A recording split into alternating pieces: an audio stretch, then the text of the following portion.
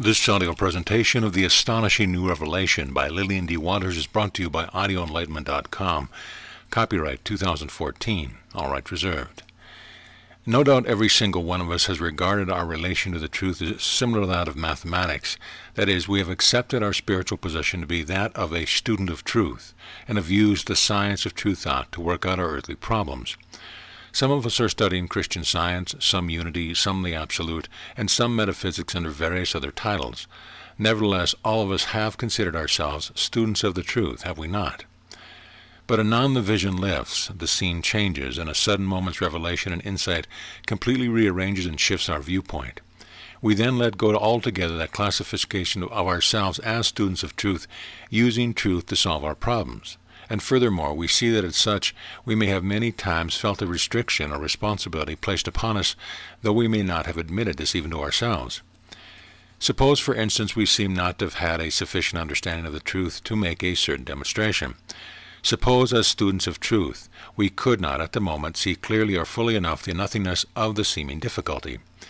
We might try hard and be earnest and sincere in our endeavors, yet something might seem to weigh us down or prevent a clear insight of the allness of perfection and the nothingness of the seeming problem. We would persevere, of course, and we would continue our search for more knowledge and fuller ability to demonstrate it, but seemingly the demands might appear greater, and the problems seem never to cease. Oh, for that peace where we might sit and rest, as it were, with no thoughts of an existing problem. Have we not all entertained such thoughts and feelings? To be sure we have. Well now, accepting a certain new insight, we may do this very thing, that is, have no consciousness of an existing problem. For a definitely new vision creates a radical change in our position in this triangle of truth, student, and problem, a most radical change. Before telling about this astonishing new revelation, let us look with precision to see just how we have been placing ourselves in our relation to truth when practicing Christian healing. Having found that all the discordant pictures of disease and limitations are caused by the false conceptions or erring convictions of mankind, we were then able to see that such pictures had no substance, no power, no intelligence whatsoever, thus no presence. Stripping such theories of their disguise or pretense of truth, they become absolutely harmless to us. For we saw there was no harm in them, and this resulted in what is commonly called healing. That is, the discordant conditions ceased, and the harmonious and natural state was again in evidence. Such demonstrations were based upon our awareness and understanding of the allness of God and the nothingness of false belief and false condition. Placing ourselves as students of truth, we practiced our highest vision and understanding of the truth, and this brought about the healing. Is this not so? But supposing there came a problem to our attention or a condition in our experience, which for the time being we could not seem to surmount or cause to be dissolved. Suppose that no matter how clear was our consciousness of the fact of life and the unreality and nothingness of false belief and false conditions, still the perfect answer did not come visibly present to us. We would wonder what else to do, would we not? Well, one day while in deep meditation, it suddenly dawned upon me that being a student of truth was not, after all, an absolutely assured or infallible state. One might apparently practice all he knew of truth, and still the problem remains unsolved. Surely such a position as this could not satisfy me. I saw before me the eternal triangle, the truth, the student of truth, and the problem. For instance, since both students and problems undergo a continual change, what was certain or sure about the mathematical triangle, I asked myself, except mathematics itself? As this question forced itself upon me, desperately my heart cried out, oh, to be mathematics! To be that certain, sure mathematics, with never a question of uncertainty or doubt, nor any necessity to yearn for knowledge. Instantly there followed a moment of blinding light with its electrifying transfusion. It was sudden and swift. As though a curtain had been raised, admitting some startling new sight, I saw the indisputable fact with vivid, clear distinctness. I saw that I was mathematics. I was not someone solving problems by applying mathematics, but I was mathematics itself. I was the principle, the law and rule, and I was not a student at all. Then under this blazing flood of revelation, what else could I do but exclaim further? Why, this means that I am truth itself. I am life itself. I am not the student earnestly, ardently trying to see through dream and dreamers, but I am that certain, sure, absolute, and changeless truth itself. The simplicity of it all amazed and overwhelmed me. Here in this brief but thrilling instant of pure revelation, I saw what years of study and research had never given me. Of course, I then understood Jesus' dynamic statement, I am the truth. Yes, this was it.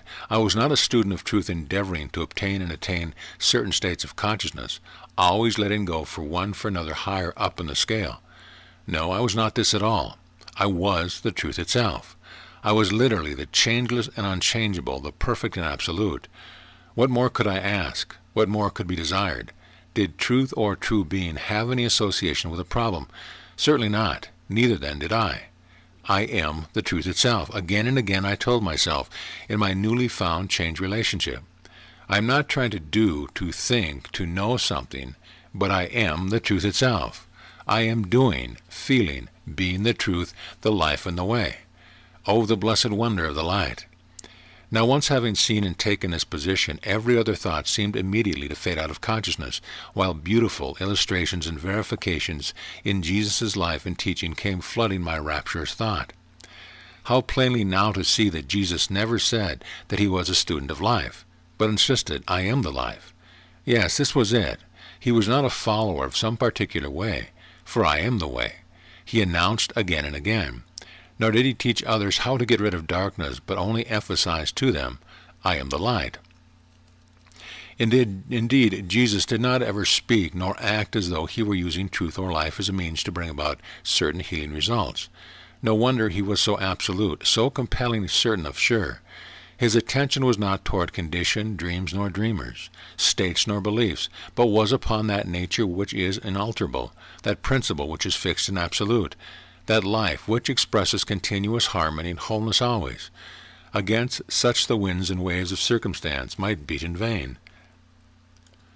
We are the truth, not the student.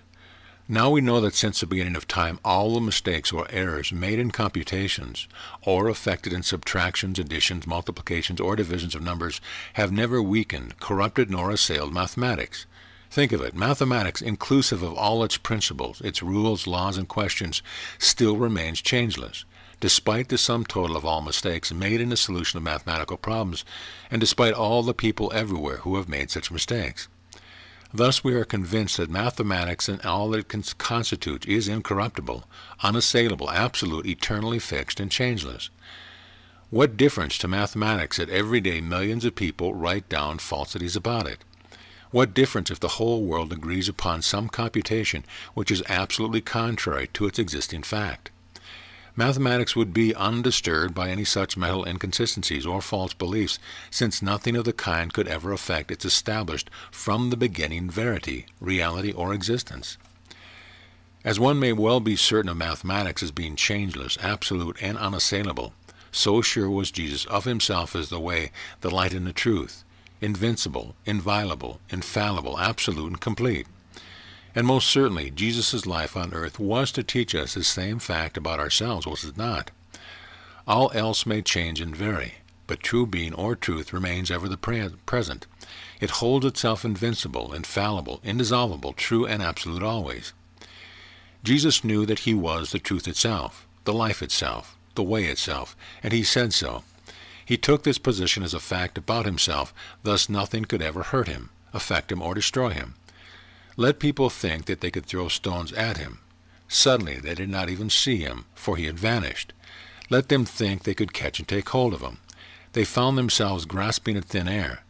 Let them imagine they could kill him or deprive him of life and its action, and soon they saw the self-same being walking in their midst, partaking of food and drink as before, enacting truth and life as though not a thing had happened.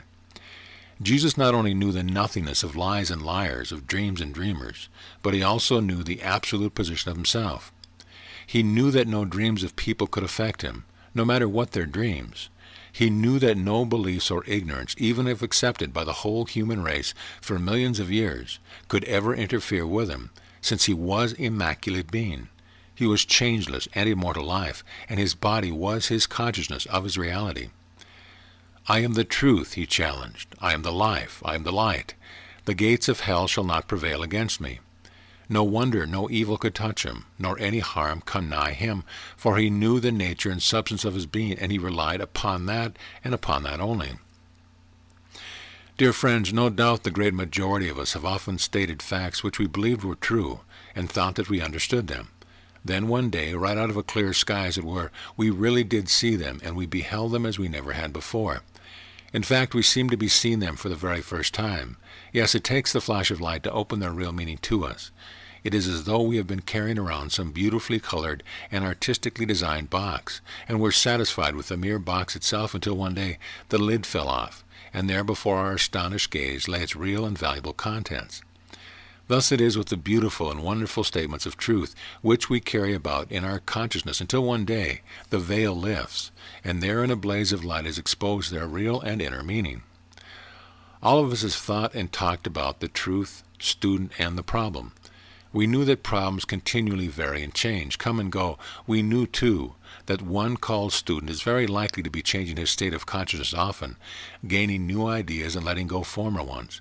Yet all the while we were accepting the truth to be unchangeable, fixed, and certain. In fact, those were the very qualities we were trying to bring about in ourselves.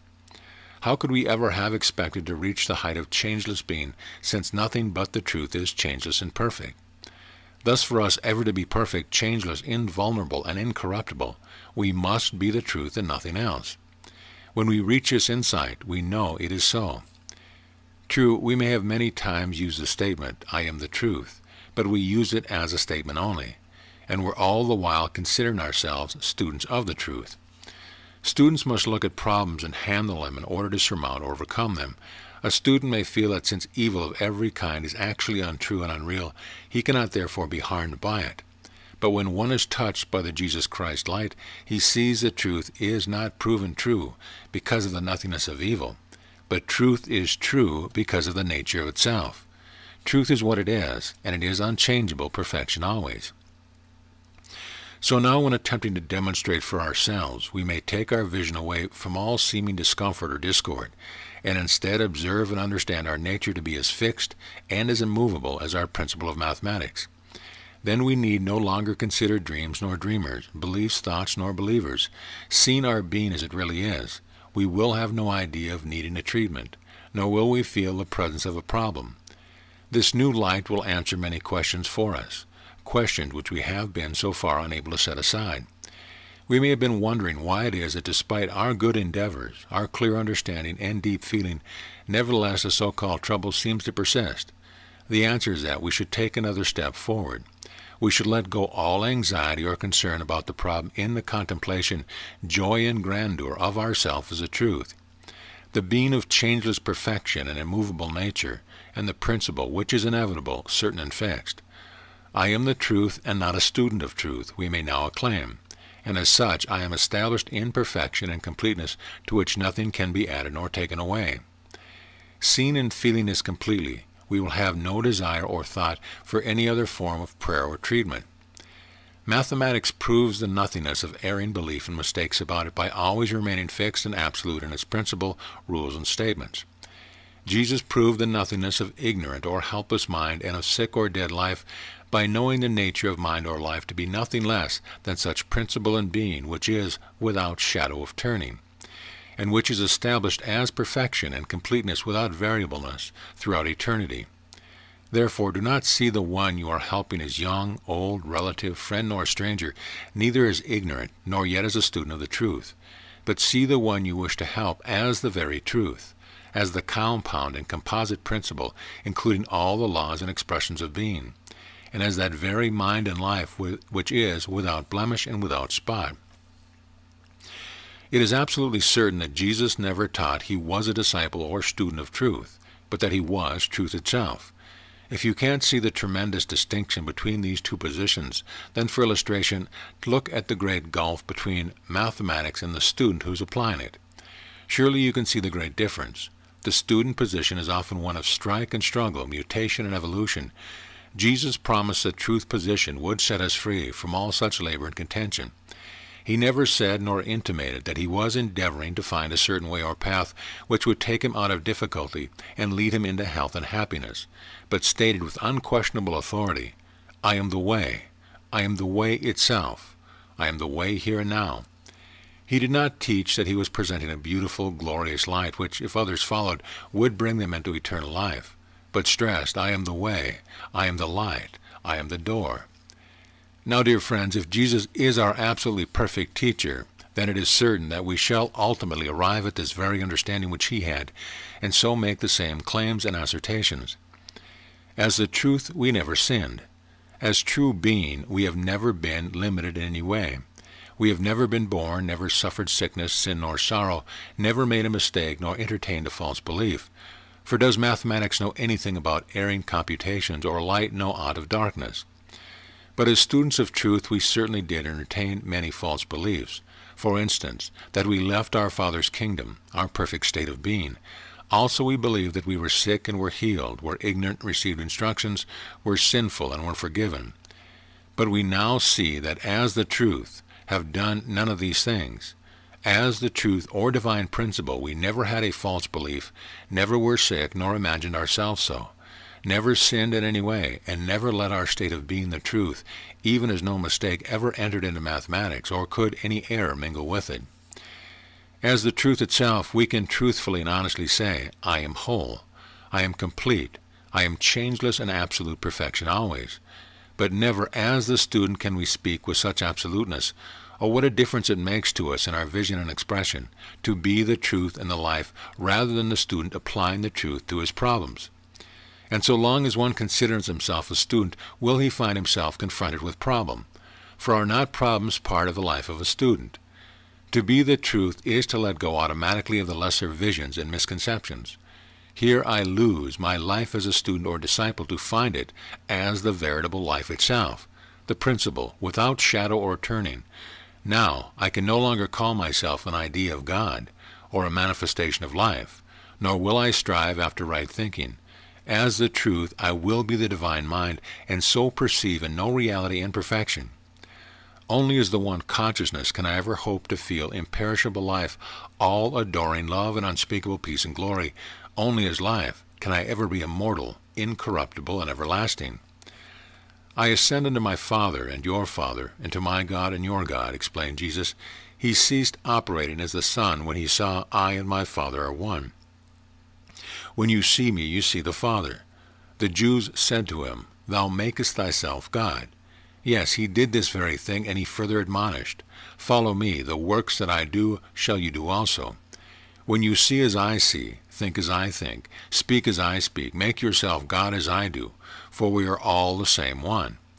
As I am the light, so you are this same light. As I am the truth, the life and the way, so likewise you are the same. We are all the self-same one, and there is no other. When we see this truth for ourselves, we may also transmit it to another who is willing to receive it. We will both be carried away with the glory of being the absolutely fixed, changeless, and perfect truth itself. We then shall prove that true being cannot lack anything, cannot be other than what it eternally is. We shall feel for a certainty that life is always harmonious, and so is ever harmoniously expressing its glorious and luminous being. Thus our treatment or prayer will consist of words of authority and power, words of recognition and praise. Our Father which art in heaven, our real and perfect state which awaits our recognition and acceptance of it. Hallowed be thy name, only and glorious one. Thy kingdom come, that is, this almighty knowledge is within reach of each of us, and in proportion to our readiness and willingness to receive it, so shall we possess it. We do the will of God when we see that we are life, truth, and love, and nothing else. Our daily bread, or spiritual substance, is our daily awareness and acceptance of our real name and nature. This reality feeds, sustains, and preserves us with life all harmonious and everlasting. Our sins are all blotted out and forgiven on the basis that we are a changeless principle, and as such we never knew sin, sickness, nor grief, nor even false beliefs. We never were alienated from an all-perfect being.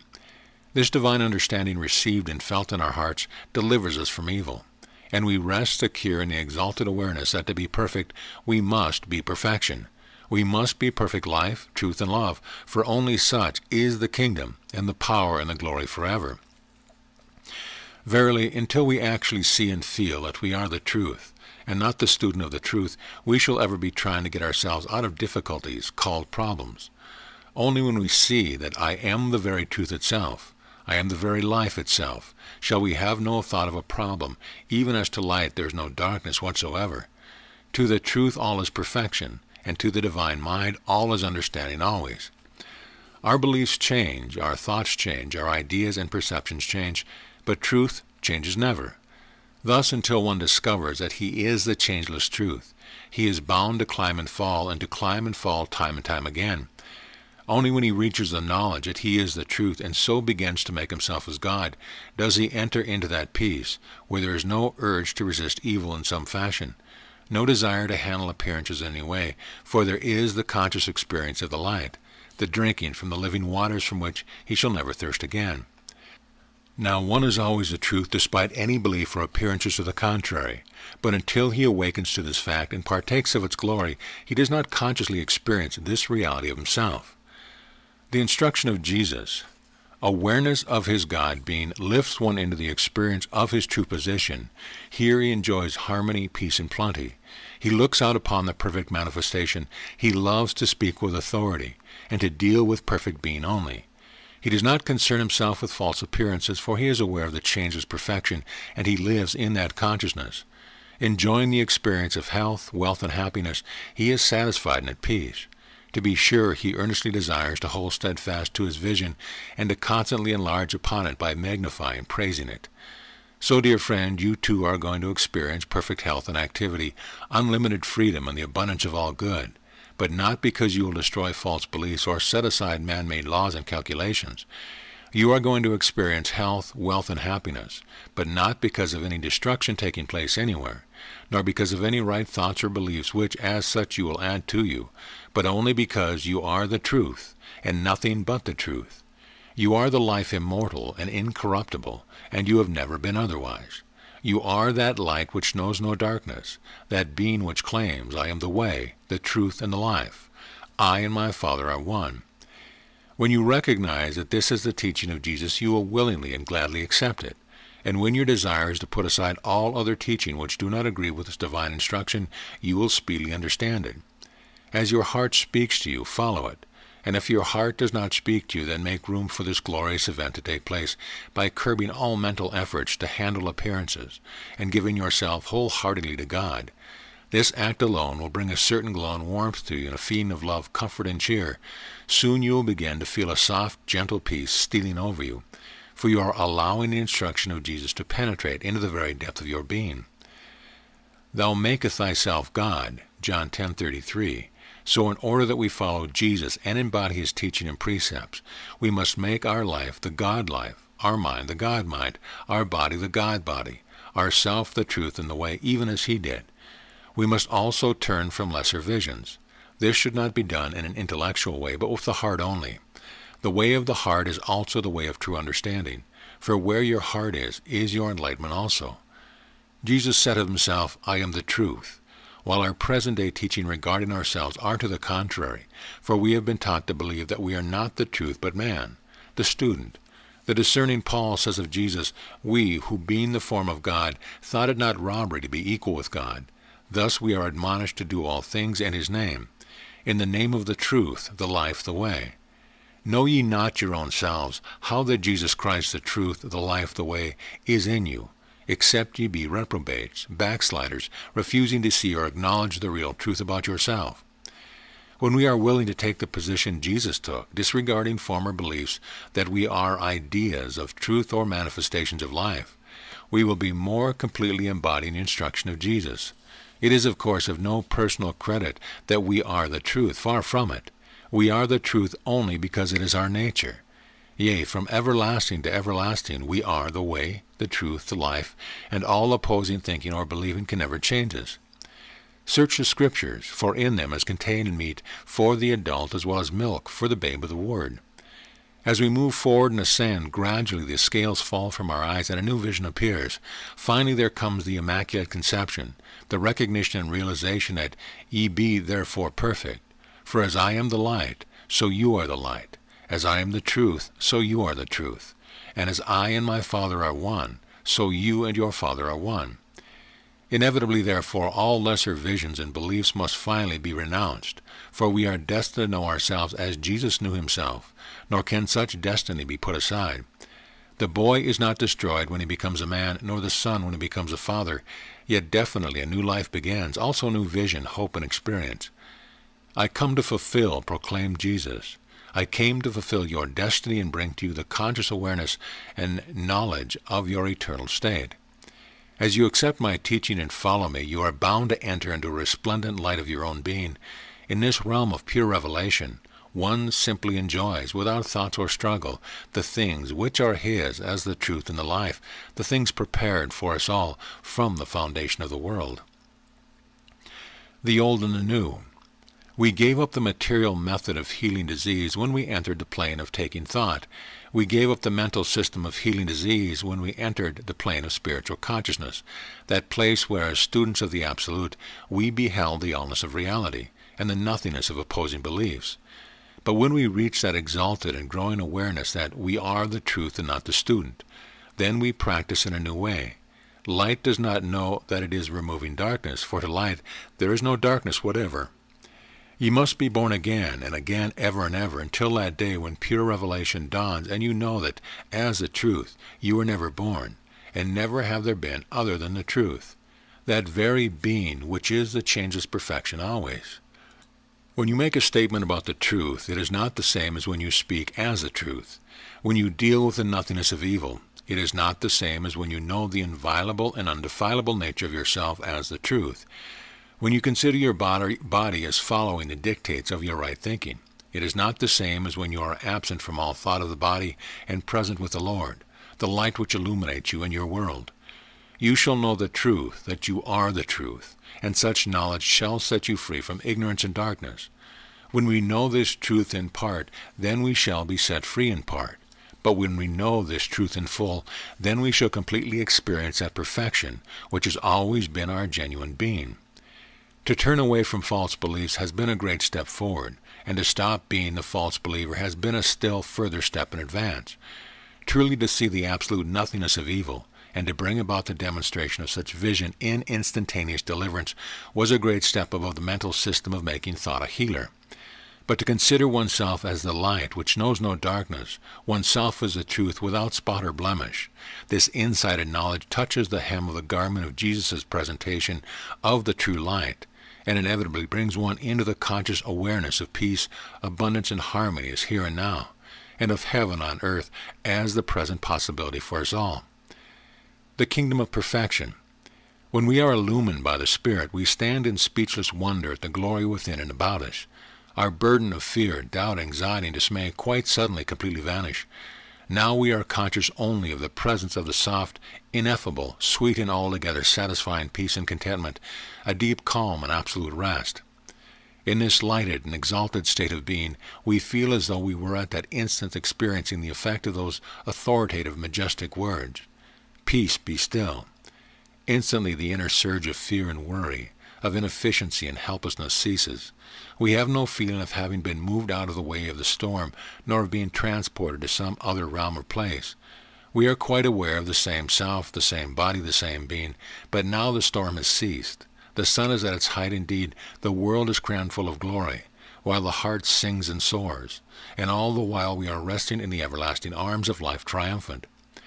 With the burst of sunshine through the storm clouds, we know and feel all is well, and all is heaven, glory, and wonder, all is harmony and completeness, all is perfection everywhere. When one experiences this enveloping of the light, this comforting and exhilarating state of poise and stillness, of rapture and peace, he knows within himself, "Behold, it is finished. I am come, the living Christ, the life triumphant." The place wherein thou standest is holy ground. The world wherein we are living is really the kingdom of heaven. The body which we are motivating is actually the body of light and harmony. The being which we call me is verily the life, land, the truth.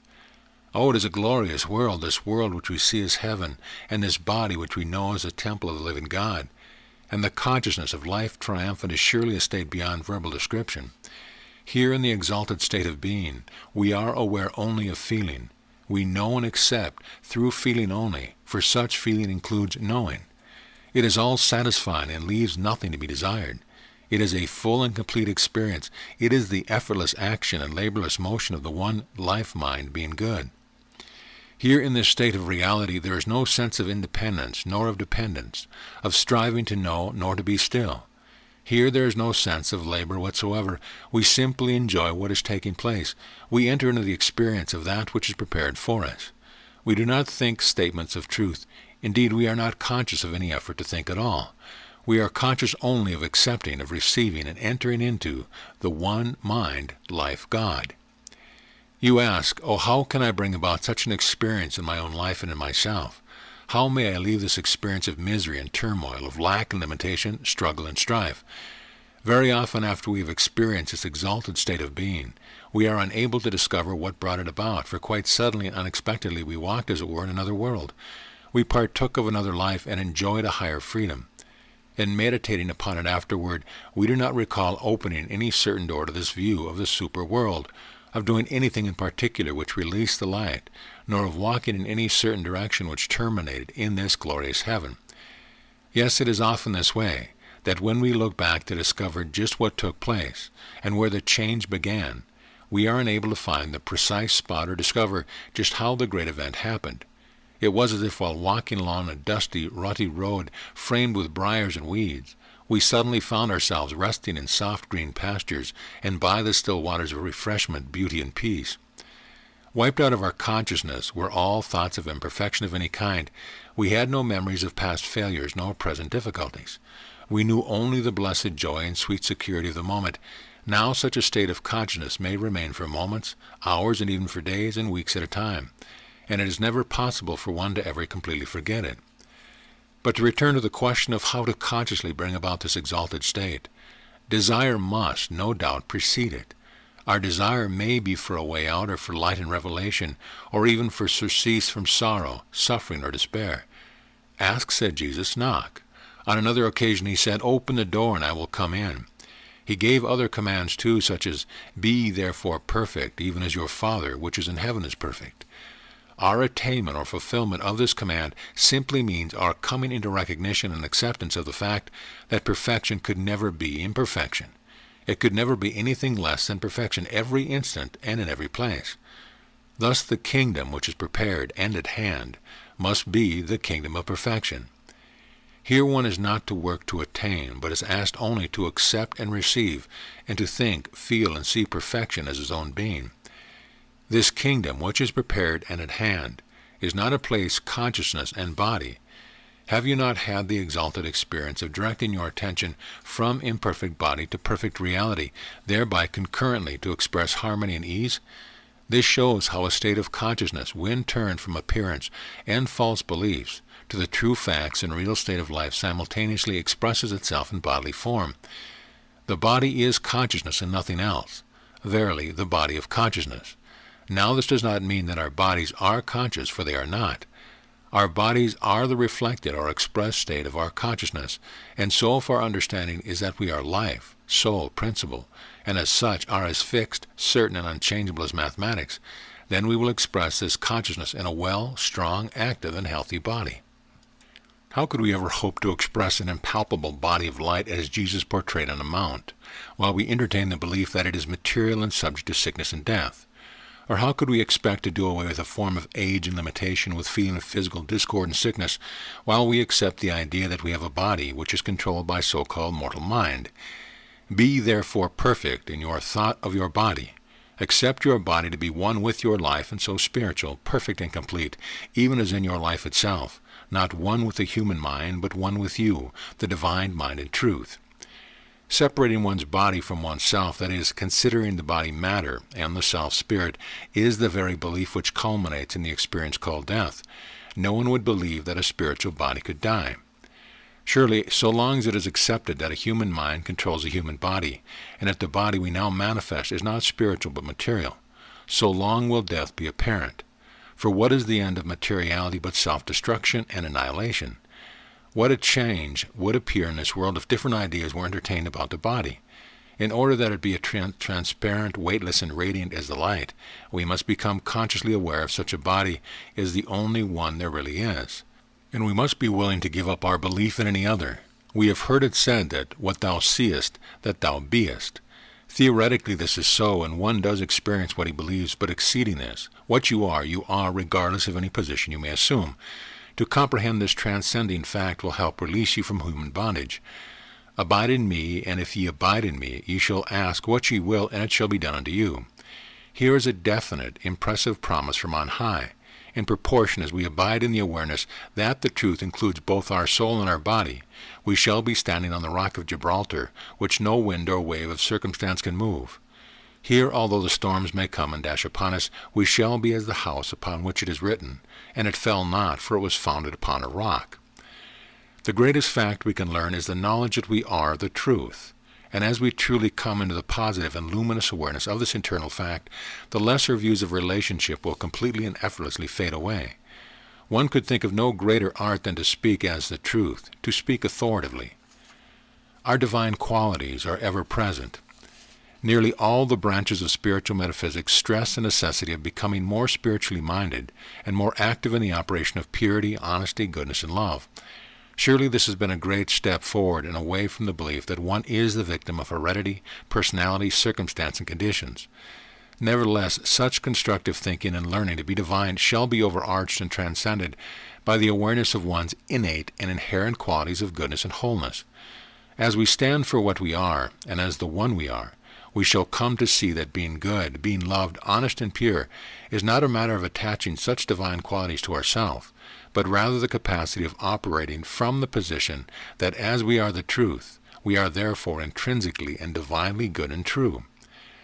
As one comes into the clear awareness of his divine being, he simultaneously comes into contact with that state of honesty and goodness which is his own.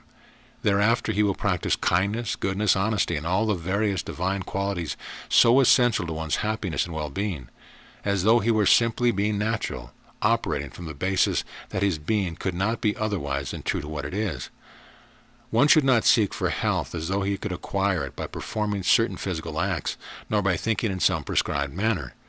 No, health is being, being is health. To be the truth is to be well and strong. To be life is to enjoy absolute ease and harmony. To be love is to be honest, pure, and loving, to be happy and glad. Abide in me, all things are yours. Abide in the awareness and enlightenment that you are the truth, and so your very being is goodness, love, and understanding. Praise and glorify your marvelous self and being, and worship here and here alone, since you are the truth. Then act and think in accordance with it.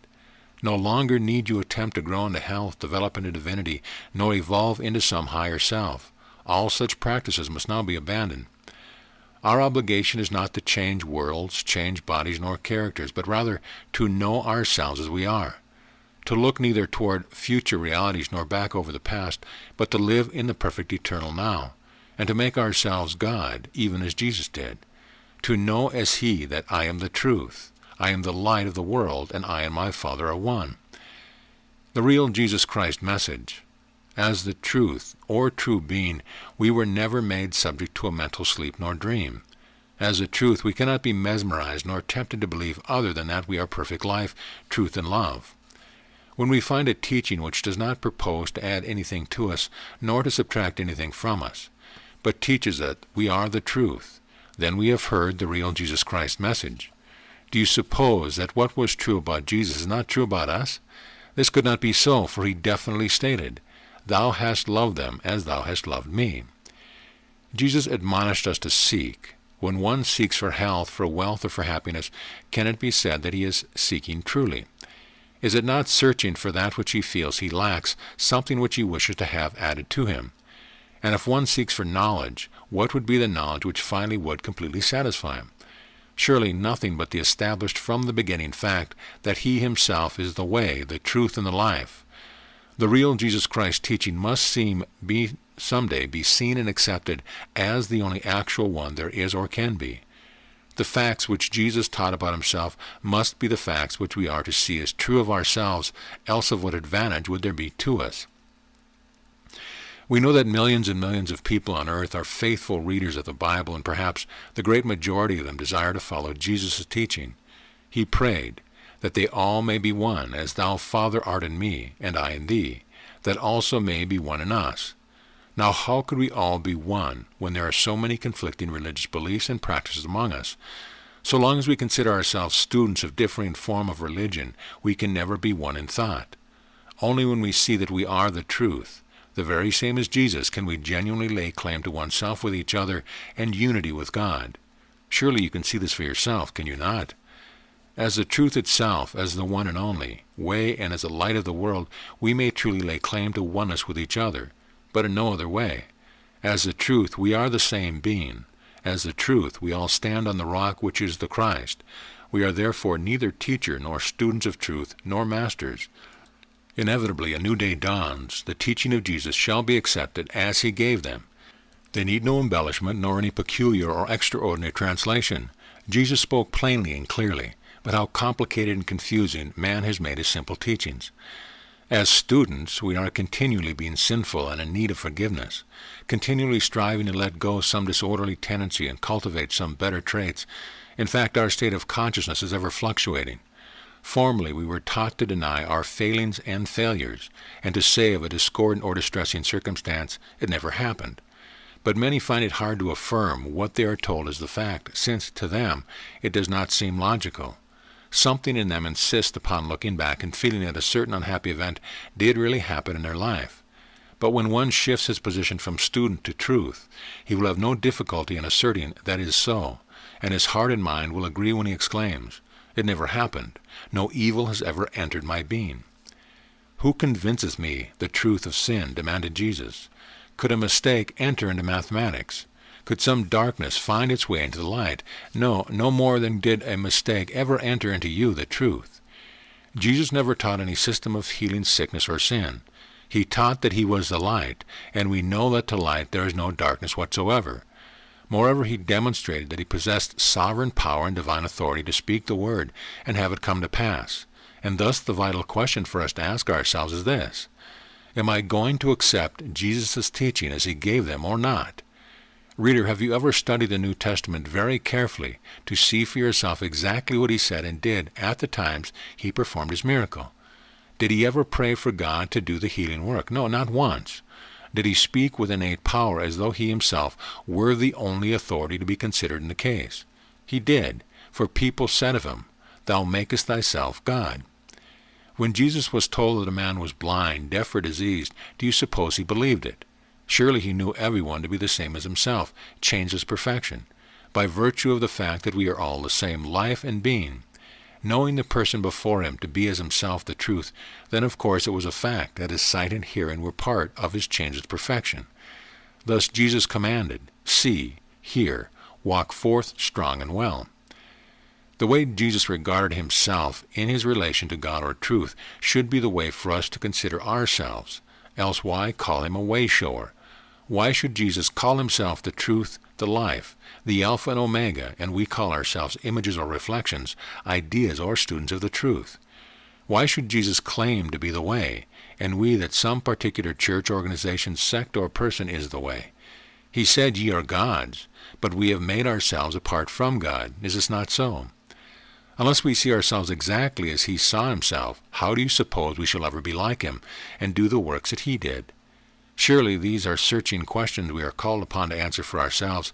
Jesus never taught that we were perfect man, nor that he was a perfect man. He taught only that he was life and truth, and that we are all one. How long before the religious world, which claims to pattern after him, will open its eyes to this tremendous reality? When the scales drop from our eyes and we see ourselves as we are, we shall no longer be bound to church, person, creed, nor custom.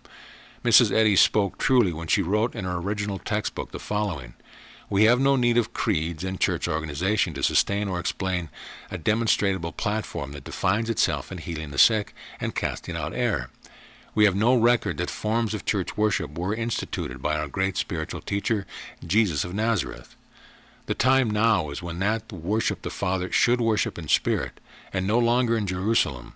The wealth and learning of our temples, a magnificent edifice, is not the sign of Christ's church.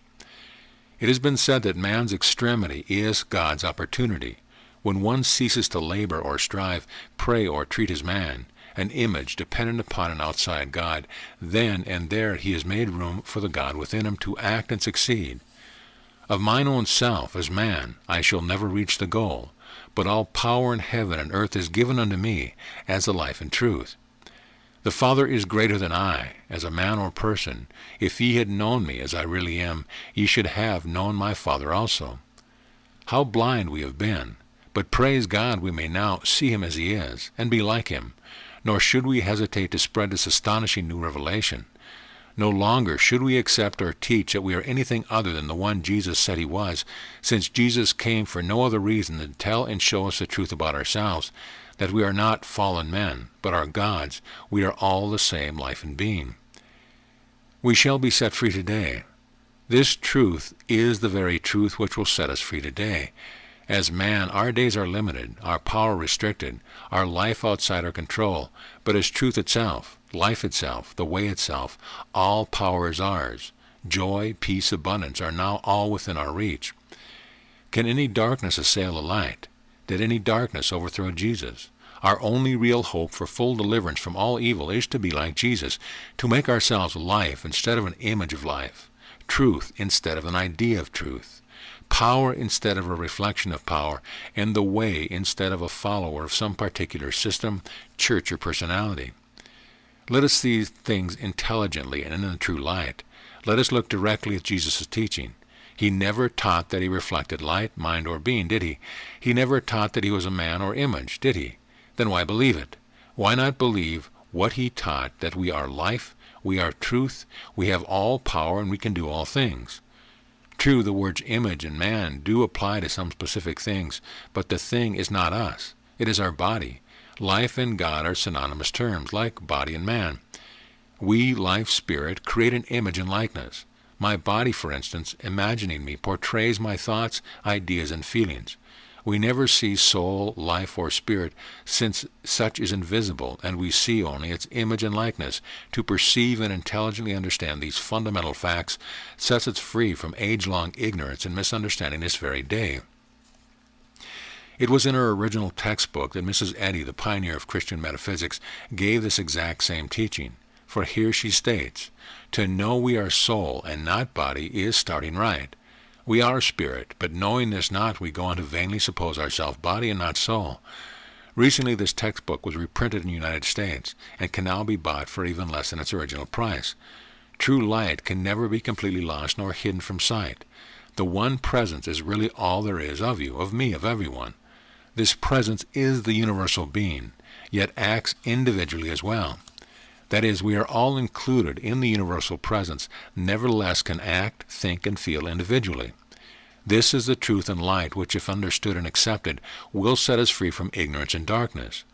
This presence exists here and now complete, both universally and individually, and as we know and feel this to be so, we experience it. We should therefore earnestly strive to see this as the fact, and cease believing otherwise. For to know ourselves as incorruptible life and truth constitutes our way out of any dream of discord or limitation. Behold, I make all things new, and the former beliefs are passed away. Revelations 21:5. Thus that we are the reflection, or body, is but part of the dream, which must now leave our consciousness. Pure revelation does not depend upon any person, but is available to us all now. New books shall be written, new ideas formed, and new teachings continually spring forth. Truly, the real control of experience is to place our vision upon ourselves as the way, the truth, and the life, to stand upon what we are and as the one we are, and let go any contrary and opposing beliefs. In the proportion that we do this, shall we be likened unto the wise man who built his house upon a rock, and the winds blew and beat upon his house, and it fell not. We need not strive to obtain a sense of health, but rather know that we are health. Nor should we ever attempt to spiritualize our minds, knowing as we now do, that we do not possess any human thinking instrument at all. We should accept only that we are mind, and as such we have right and true thoughts naturally. When we finish the work we have been given to do, we shall be seen no more after the flesh. Already we are ascending in understanding, but we must prove all things, even as Jesus did. This is the work which we have not yet completed. Jesus Christ was Lord and Master of all things, never serving anything but making everything serve him. And we must do likewise. Indeed, the world needs us, and we have much to do. The realm of reality. There is a realm which we may enter now and here, without moving geographically from where we are. a realm which is not ruled by time nor space, by people, thoughts, or things. In this realm there is perfect health, wholeness, harmony, and goodness. Where is the door located? Listen carefully to Jesus' answer. I am the door. The I, as life, truth, and love, is verily the only door, that is, in proportion as we see and accept that we are the truth itself, and that is the truth we are all one. Without distinction or separateness, we shall enter into the experience of this realm of reality. The admonition to be absent from the body and present with the Lord is advice well worth our attention and consideration. This means not to think nor speak of our bodies as so many cells, nerves, muscles, blood, bones, organs, etc., for this is the way that the unenlightened view it. We note that Jesus did not talk after any such fashion. Stop separating the body into parts, for the body is one and indivisible. Think of it as imaging life, God in principle. Shadows of reflections are not changed by giving attention to them, but quite the contrary. So attend to the original, to yourself as you are. Inasmuch as you possibly can, forget your body completely. Instead of attempting to practice a mental system of healing disease, we should be seen in knowing only a body which is without spot or blemish, a body which is the temple of the living God. We should discard the belief of a body of perishable cells, nerves, muscles, etc., and form in our consciousness a body which is as absolute, complete, and perfect as life itself. For so long as we consider the body to be corruptible, vulnerable, and material, will it appear subject to death and dissolution. When we are willing to renounce all wrong beliefs about the body and understand its real and perfect nature, we shall be taking part in the Christ viewpoint and experience. Really, there is never any body nor any disease to be healed. There is but a consciousness to be set right. Adjusting the latter, the former automatically takes care of itself. In this way, we enter the realm of reality. Power is in you. We understand now why it is that we have the prerogative and initiative to think rightly, because we are mind, and why we are destined to live forever and ever, because we are life. We know, too, why we are to work, watch, and pray, because it is our nature to be actively aware of perfection, wholeness, and harmony always, and to have no conflicting desires. Today much is said and written about the power of thought. For instance, thoughts are things. Thinking is the mightiest force in the universe. Now you should know better than this. You should remember what Jesus said. And which of you, with taking thought, can add to his stature 1 cubit? If ye be not able to that thing which is the least, why take ye thought for the rest? Thoughts do not generate themselves, so why not look at that which creates them? They spring from you, from me, and from every living thing. Therefore thoughts are not the greatest power in the universe. But you and I, and every enlightened one, power is not located in the thinking, but in us. Since all power is given unto me in heaven and earth, this statement is final and absolute. Ignorantly placing power in the thought hinders and so temporarily deprives one of the knowing the true fact that he is greater, since he is the conceiver of thought. He is mind, and powerhouse where thoughts are generated. Without mind there can be no thinking. Knowing this, he places power where it belongs, in himself. As the world wakens to take its attention from the thought to the thinker, and there to place the power and the glory, greater strides will be made in transforming earth into heaven. So be sure you regard yourself as superior to your thinking, for your thoughts come and go while you abide forever. Nor should you give any heed to the notion of transforming human beings into supermen. Every living one on earth appears as a human being only because he yields to common consent. We should never allude to ourselves as human beings, mortals nor mankind. All such beliefs are part of the dream. Like Jesus, we should make ourselves life, truth, and light, nor think it robbery to be equal with God. Success lies within us only because we are mind, the thinker. Health abides within us only because we are life, all harmonious and complete. Finally, all things are ours only because we are that being, to whom nothing is impossible. True, we have many things yet to learn about the how and the wherefore, but to begin by placing power where it rightfully belongs is the first step toward success. Other steps will follow in their proper sequence. How to produce our supply? How shall I produce my supply? This question arises in the heart of nearly everyone today. So let us see if we can discover the true and right answer. First of all, and the most important, you should understand clearly just where your supply comes from and what it is you need. Ask yourself where you are looking for it and to whom. Are you locating it out of the world, in this place or that?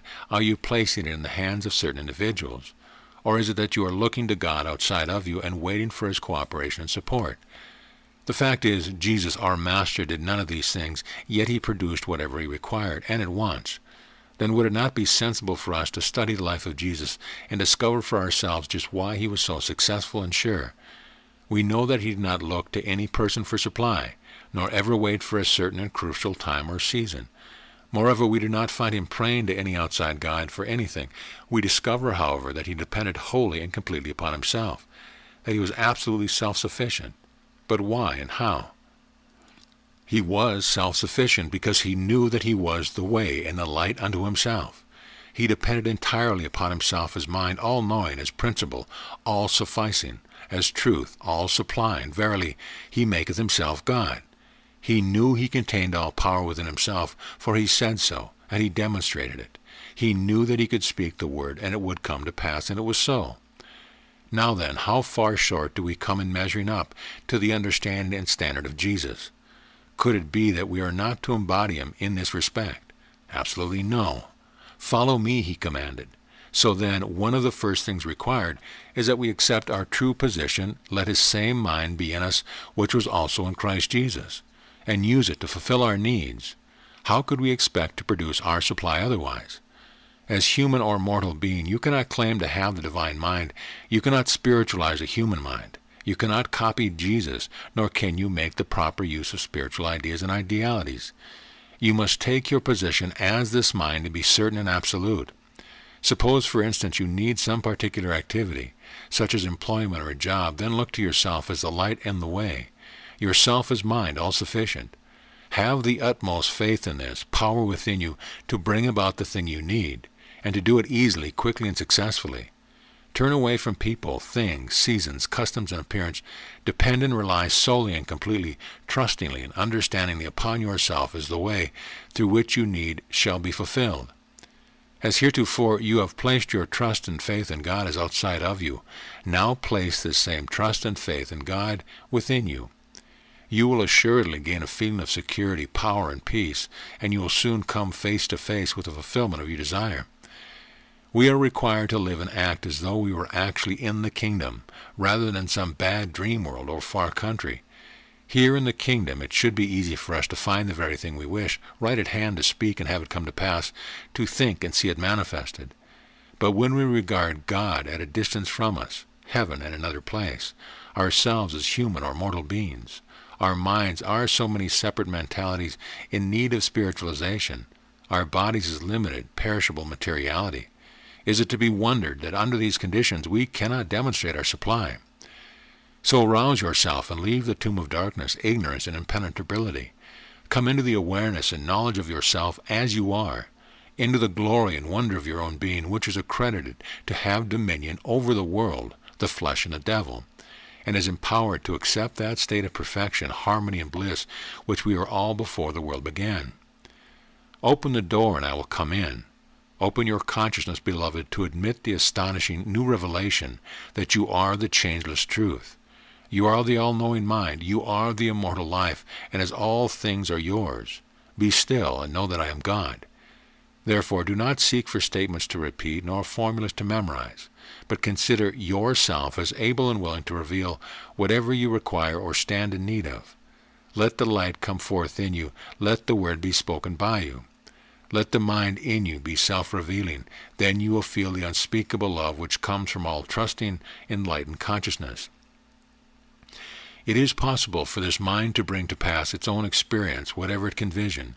It is therefore wise for us to state the thing we wish, that is, name it, for everything is known by its name. Do not just state, I am wealth, or I desire abundance, but hold your vision to that exact or specific thing of which you are in need. There must be no strain or stress about it, for can you imagine the divine mind is operating in any other way than a natural, easy manner? All nature portrays simplicity, quietness, ease. So when we use force or stress, we are not operating as the divine mind. As this mind or principle we may outline, of course, and we should endeavor always to think and act in a simple, quiet way, as though it were perfectly natural. For the instant there comes mental force or labor, we know we have left the way of the Christ teaching.